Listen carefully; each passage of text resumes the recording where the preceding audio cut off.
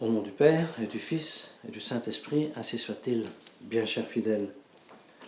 Nous sommes à peu de jours de la fête de la Pentecôte. Et ces derniers dimanches, nous avons commencé à nous préparer à cette fête. Nous avons laissé préparer par la Sainte Église, comme notre Seigneur Jésus-Christ préparait les apôtres à la réception du Saint-Esprit. Et notre Seigneur Jésus-Christ les avait préparés à la perfection.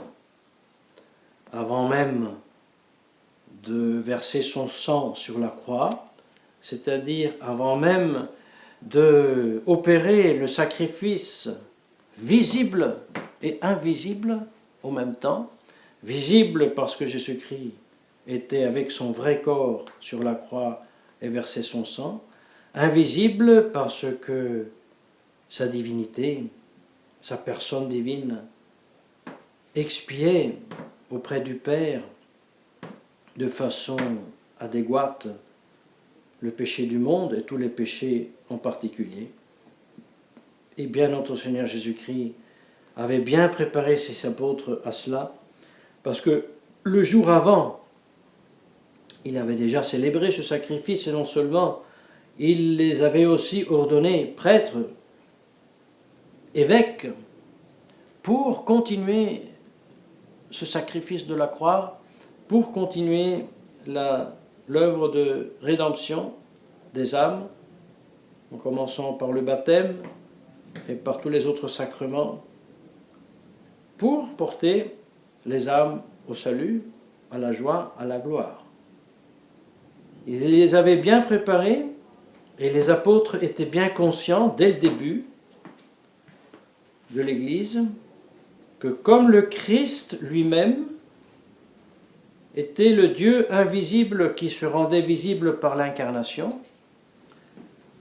ainsi la continuation de l'œuvre de la rédemption était une réalité qui, en ce qui concerne la fin, était invisible, le salut des âmes, la grâce.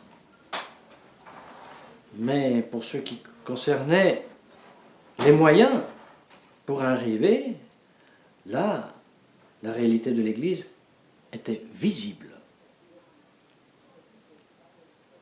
Et c'est pour cela les apôtres, dans cette science et connaissance, ont bien laissé à leurs successeurs une Église, justement, apostolique, catholique, parce qu'ils savaient qu'ils avaient le devoir d'atteindre chaque lieu sur le planète Terre. Mais surtout, ils savaient que leur Église était une. D'une part, parce que Jésus-Christ n'en avait pas fondé deux, mais une seule, numériquement. Mais aussi une par l'unité de la foi. Unité de la foi qui ensuite est professée au moment du culte. Le culte, dans lequel est surtout célébré le Saint Sacrifice, le culte qui donc par l'unité de la foi est aussi une unité de culte et crée ce qu'on appelle la communion. Et cette unité de foi et cette unité de culte est assurée, et les apôtres le savaient bien, et ils savaient aussi que c'était Saint Pierre qui avait la responsabilité, et dans le futur ses successeurs, de garantir cette unité par le primat qu'il a reçu, un primat de droit, un primat juridique. Oui, ils étaient bien conscients de tout cela. Et comme le corps de notre Seigneur Jésus-Christ était visible, et par le moyen de son corps,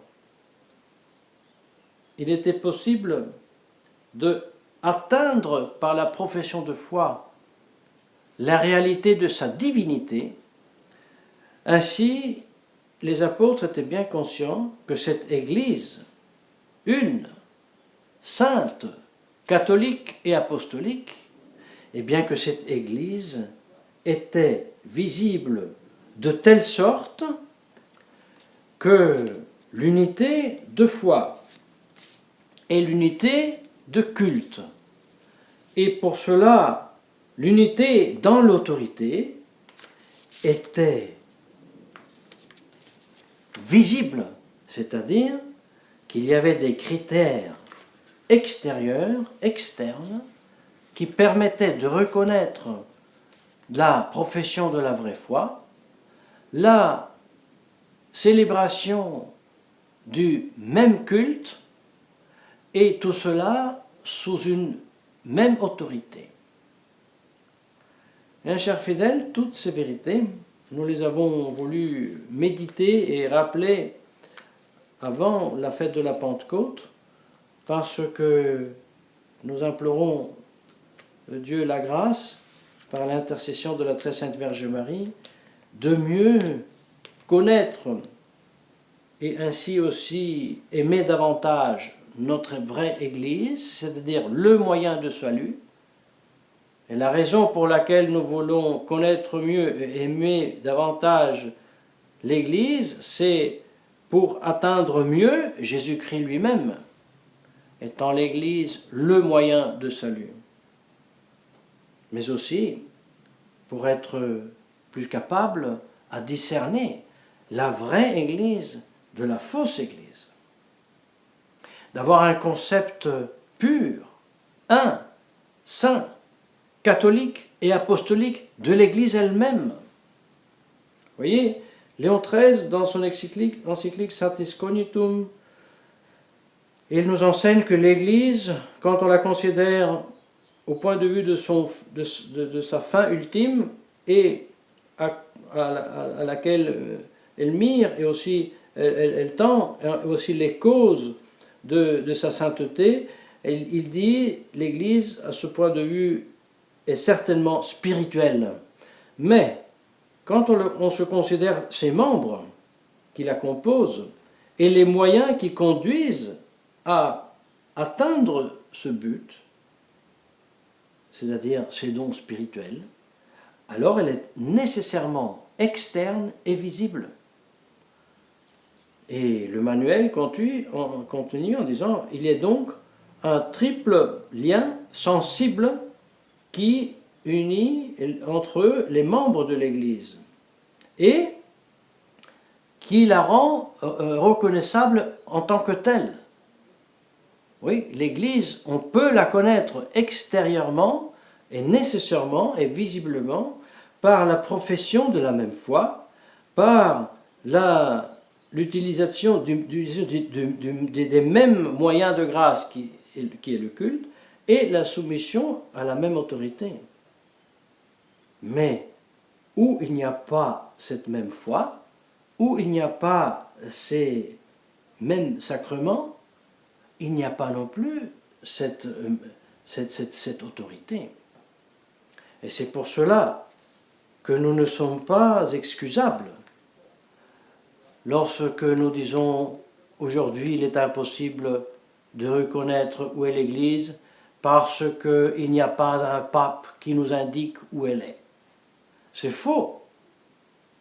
La vérité dans cette erreur, eh bien, c'est vrai, c'est que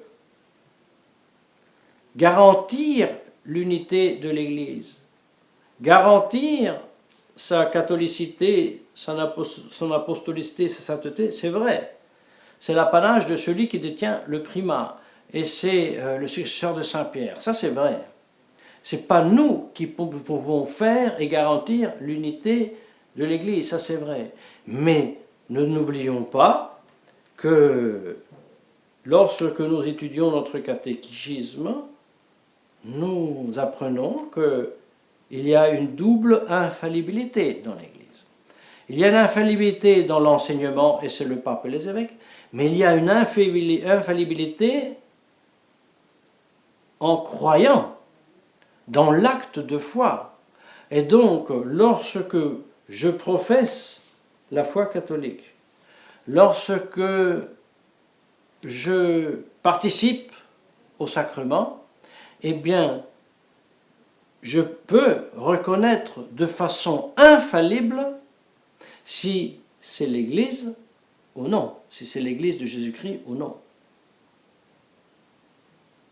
Parce que je suis infaillible dans la profession de ma foi.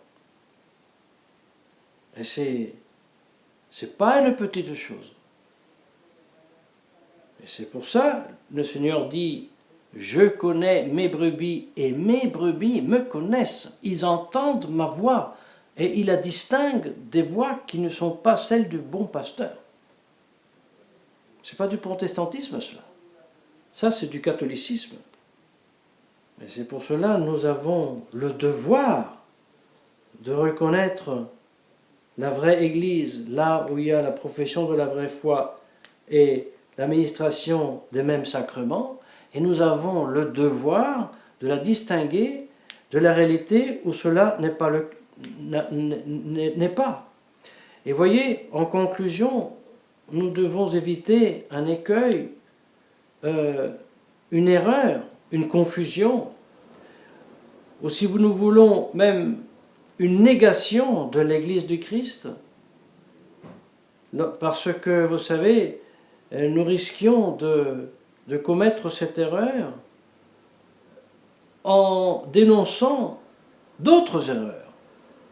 Malheureusement, l'histoire nous enseigne que souvent, il arrivait qu'en combattant une erreur, on tombait dans une autre erreur. Et ainsi, les braves traditionalistes qui, justement, combattent, insurgent déjà depuis 1969 contre une nouvelle messe qui est choquante, qui est aberrante. Les bons traditionalistes qui insurgeaient contre un Paul VI qui faisait des discours maçonniques à l'Assemblée de l'ONU. Les bons traditionalistes ou conservateurs qui insurgeaient lorsque Jean-Paul II se vantait d'avoir prié ensemble avec les animistes au lac du Togo. Et on peut continuer à énumérer tous ces faits comme le livre Pierre Memtu le fait de façon si magistrale.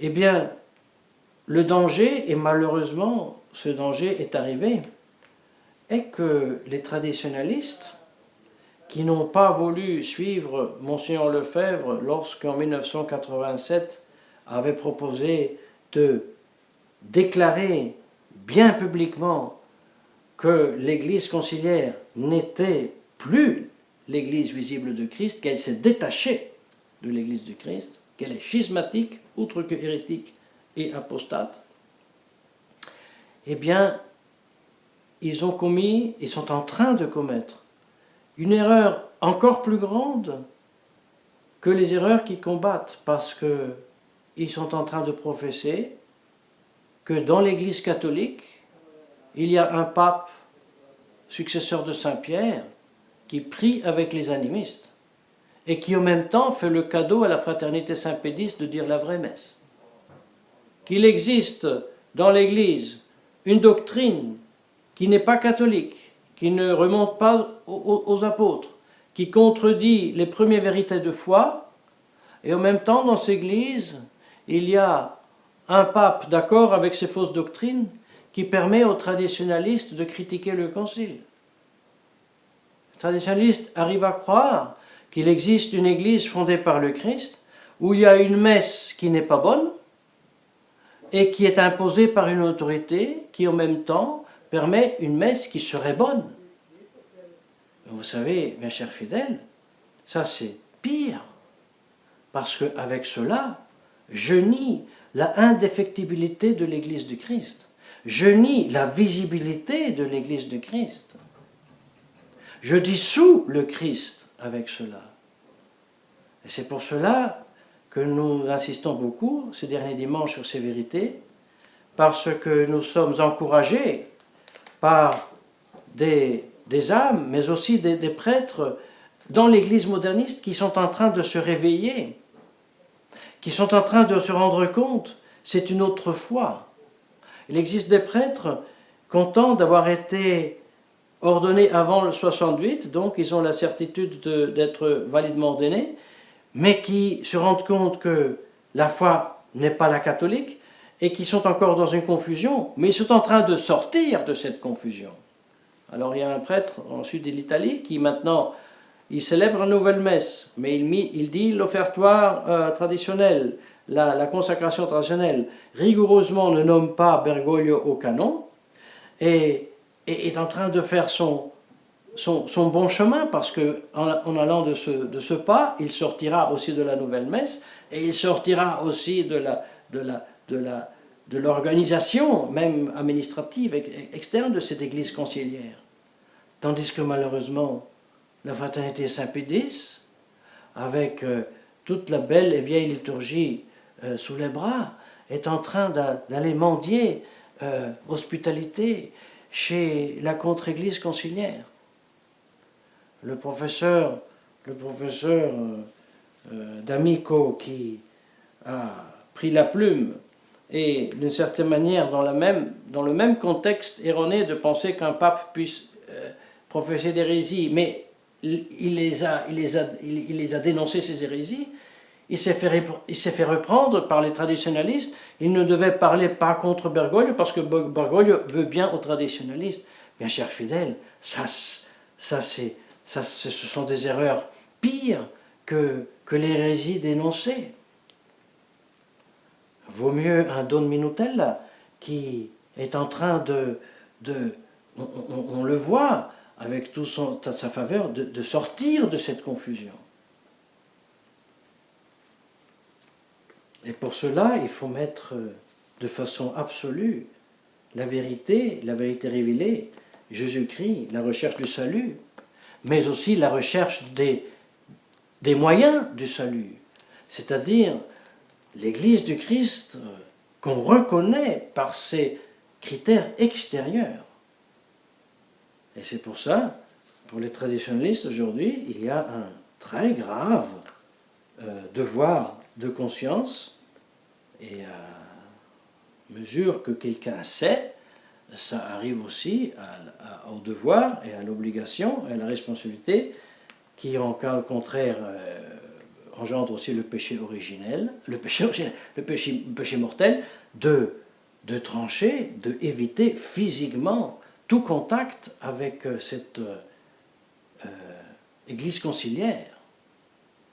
Et par conséquent, il faut bien le dire, avec tout ce qui est rite ancien, géré par cette pseudo-hiérarchie moderne. Il y a un grave devoir de conscience. Déjà dans les années 70-80, on prêchait, contrairement à ce que fait aujourd'hui malheureusement la fraternité, on prêchait qu'il était péché mortel pour quelqu'un qui savait, qui avait étudié et qui savait d'où venait et qu'est-ce que c'était le rite de Paul VI de la Nouvelle Messe.